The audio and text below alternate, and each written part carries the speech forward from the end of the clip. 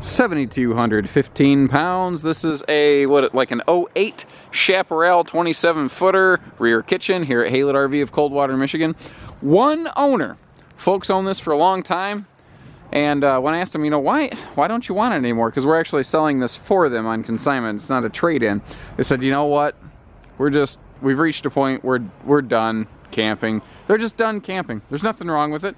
They enjoyed it quite a bit. They thought about taking it out for one more year, decided it's run its course. We've had our fun. It's time to pass it along. I see some good protective measures here. Like you see, it's easy to see the slide out awning protecting the slide roofing over there. But if you look up top, you see the Max Air vent cover right above the bedroom there too. So you can get some good airflow in the evening. This is 7,215 pounds. I think I mentioned that. They towed it with an F-150 with a 5.4 liter. So I can safely say half-ton towable because obviously they lived that lifestyle. Trucks and trailers and hitching, it's such a case-by-case thing. You just never know. Now, I heard rumor that they were going to let their hitch go with it because they no longer need a hitch.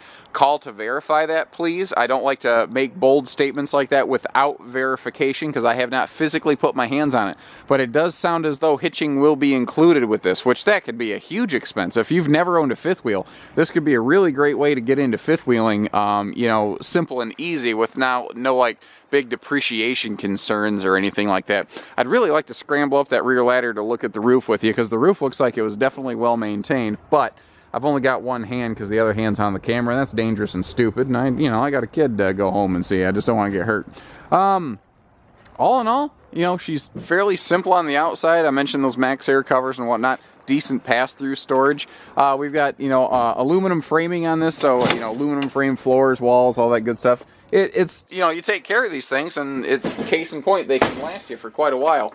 It does appear they were not fans of the skylight. Perhaps they were vampires in another life. I don't know. But probably not. I think they just, more often than not, they didn't want to feel like an ant under a magnifying glass. But that is a Bronto burger-sized skylight. That is a big sucker right there.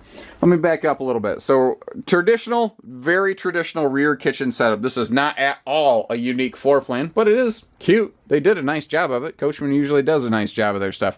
That's why they've been around for more than 50 years now.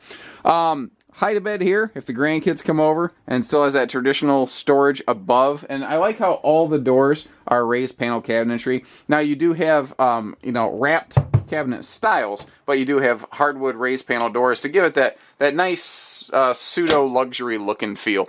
I also like the refrigerator insert on there, just a little bit different. Just not the same wood tone that you find in everything. Wood Tony, kind of like Earth Tony.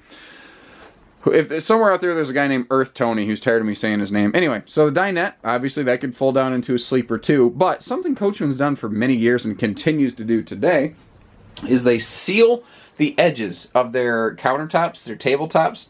It's called thermal foil. It's a waterproof countertop, basically, so that if you spill a drink or you're doing dishes and you splash some water around or anything, it can't seep into the countertop and sponge and swell and cause damage.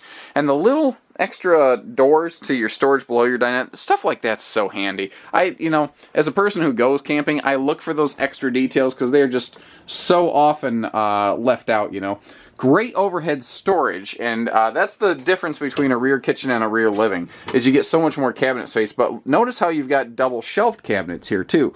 So you have double the storage you kind of think you do when you look at this. And just like there was a Max Air roof vent cover over the bedroom vent, there's one over this kitchen vent back here too. And that rear kitchen window, I think, was the smartest thing they put in here, because you got breeze through window, breeze through window, breeze through window. You got windows in the slides, all of which open, even the side slide windows for cross breezes. This is a well-executed floor plan. If you're just considering getting into RVing for the first time, you're not looking for a bunkhouse, this is such a great starter setup right here. Or if you've just got a little no-slide camper and you're looking to get into something with a slide out, this is another little good opportunity. Again, the fact that the hitching sounds like it'll be included with this will be a huge benefit. And if it's not, I'm sorry, that's just the information I had at the time. Always call to verify stuff. Rear kitchens, something I've noticed, sometimes they don't have good drawer space. I like the triple drawers that we got going on here. And that's a bigger 22-inch oven. I just kind of keyed into that. A lot of RV ovens are the smaller 16s. Most ovens don't get used, but a rear kitchen you know, it's focused on the kitchen. Perhaps that'll get some more use. Good rear storage and just wrap around counter space is excellent in here. Now, personally, I prefer a rear kitchen over a rear living room because you get the same giant window, you get the same 2 chairs in a rear kitchen that you get in a rear living room, but you get all of the storage and cabinet and countertop space that a rear living room cannot come close to matching. 8 cubic foot fridge, not a 6, by the way. And your window is now looking at your campsite. It's not looking at the back of the trailer parked behind you, which is usually the case. Though this is very towable at 7,200 pounds, rear kitchens are also very good for just like leaving parked somewhere. They're good that way. Looks like previous owners actually added, upgraded, updated, whatever you want to call it, the electronics complement here, and they went to a nice little HD flat screen. I'm gonna guess this is our like little DVD player and stereo and everything down there below. Pretty classic, like a home theater surround sound system, because that was just all the rage back then. Yeah, overall, I think we pretty much covered the living room here. Let's move on up. Moving on up. Never do that again, never mind. Typical, classic front, you know, bedroom in a small fifth wheel, though I do like the little drawers that stick out under the bed storage. It does have, easy lift bed here, but those are just handy to be able to get to some extra day-to-day storage, because this bedroom otherwise wouldn't have a lot of drawer space. This headboard, though, was way ahead of its time. This is something you don't see in a lot of RVs today, is the outlets and that nice little recessed headboard right there. They did a very good job of that right there. The extra wardrobe and cabinet and closet over here, there we go, doubles as your entertainment center above in your bedroom. So you've got a grandkid size closet. They could lock themselves in here and probably have a fun time doing it. Pretty typical split bathroom where we've got the little closet bath over here with the, you know, big open shower beside. Remember, still waterproof countertops. The split bath gives us the ability to have a nice big open space to get dressed in what is actually a smaller RV to feel larger. And I want to point out, someone's going to see red sticking down, be like, oh my god, there's red tape, like something's broke. This is a reminder for them to crank down the antenna. So that's actually pretty smart, because you're definitely going to see that. All in all, she's alright. I don't see anything here that really concerns me all that much. Just a normal used RV. Pretty well taken care of. Give us a call. 800-256-5196. HaylettRV of Coldwater, Michigan. Take care. Stay safe. Have fun. Happy camping, everyone.